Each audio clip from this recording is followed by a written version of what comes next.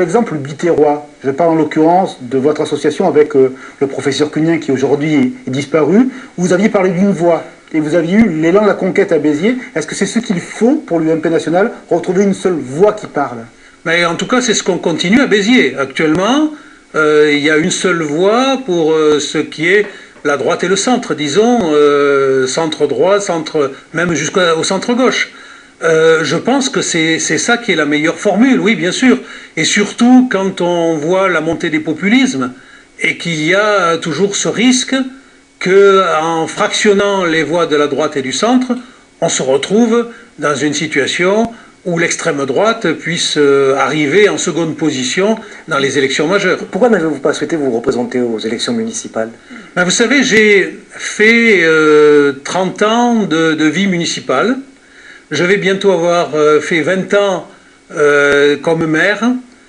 J'ai pensé qu'il était nécessaire et intelligent de pouvoir passer le flambeau dans de bonnes conditions et pas quand on y est obligé. De passer le flambeau dans de bonnes conditions à quelqu'un qui est compétent et qui a envie de continuer le travail que nous avons commencé ensemble. Comment va se passer la répartition des rôles avec M. Abou? Vous souhaitez être au conseil municipal, diriger l'agglo? Mais il n'y a pas de répartition des rôles. Le patron, ce sera lui. Quand je l'ai rencontré le 14 juin pour lui dire, voilà, je souhaite te proposer d'être maire. Il m'a dit oui avec enthousiasme, mais évidemment, il était clair en même temps que j'étais candidat pour l'élection de la présidence de la communauté d'agglomération. Donc je suis candidat pour la présidence de la communauté d'agglomération et nous allons travailler ensemble. Moi j'ai l'habitude de travailler avec tous les maires de ma communauté d'agglomération depuis maintenant 11 ans et je continuerai à travailler avec tous les maires et avec lui en particulier.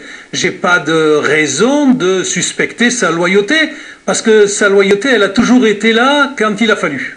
Donc ça veut dire que ces 20 ans de fruits politiques portés à Béziers qui sont en train de continuer à fonctionner. Le modèle avec M. Cunien continue. Je passe le relais. Vous savez ce que c'est qu'un relais? C'est pas le même coureur, mais c'est dans la même course. C'est la même course. Vous n'êtes pas à bout de souffle alors?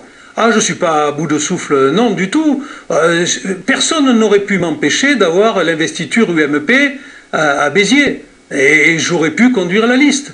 Mais j'ai pensé que c'était plus sage, surtout avec la perspective de la limitation des mandats, c'était plus sage de passer la main à quelqu'un de plus jeune, parce qu'il a quand même près de 15 ans de moins que moi, et il va pouvoir maintenant donner son plein effet dans les années qui viennent.